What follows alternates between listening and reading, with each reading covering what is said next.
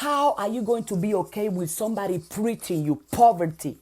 Preaching you that you're supposed to suffer, you're supposed to struggle to go to God. No, you do not. Absolutely not. God is in you all the time.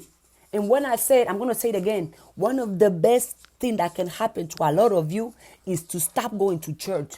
To stop going into the churches and where they preach poverty into you. They speak poverty into your life. Stop going there. How can you sit and comfortable listening to somebody telling you, oh, you were meant to be poor. Oh, you were meant to struggle. Oh, you were meant to suffer. I was meant for what? I was meant for riches. I was meant for abundance. I was meant for prosperity, success, and all of that in abundance. And if it's so-called the house of God, the house of God is the positive house, the healthy house, the rich house, the prosperity house, the successful house, not the poverty house. No. No. Whoever is preaching poverty into you, don't listen to them. Ignore it, rejecting. Why is somebody going to think it's okay to be poor? That it's okay to struggle to eat a day. You start praising poverty. You start praising suffering. If you think poverty is good, or if you think poverty is okay, you're going to stay right there. If you think you're supposed to suffer to have a happy life, a successful life, you are going to suffer forever.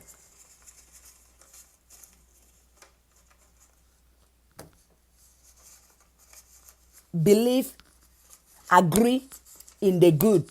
That, hey, whenever somebody comes to you and be like, oh, poverty, be like, hey, shut up. That is not my right. That is not who I am.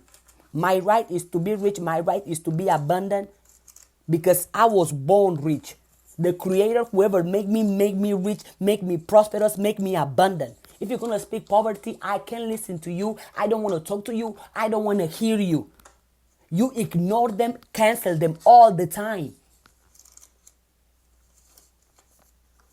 And one of the greatest tools we have to enjoy all the riches we have is our mind. Is our mind. All the riches you can possibly think of is you were born rich because you have the power to control your mind. And if you can control your mind, you can control your circumstances. You can control what happens to you. If you can control your mind, you can control money too. Because if you can control the energy, well, money is energy, right? And you are energy as well. So if you are in charge of your mind, you are in charge of the amount of money you receive. But you have to accept that you're right. You have to be aware of your riches. You have to accept that you were meant for money. You were meant for success. You were meant for abundance. You were not meant to suffer. You think God said you here to suffer and be poor? No. No. You have to reach the point in where you get up, you rise up, I'm rich. And nobody can tell me otherwise. Not your parents, not your pastor, not your friends, not your siblings, nobody. If they ask you, who are you? I am rich. Yes, tell them straight up. With conviction, with belief, 100% knowing that this is who I am. I am rich and you cannot tell me otherwise. If you tell me otherwise, I won't listen to you. This idea that you have here that poverty is good, poverty is rejected, cancel it. No.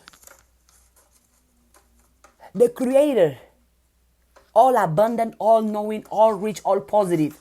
And me, I'm supposed to be anything less than that? Go talk to somebody else.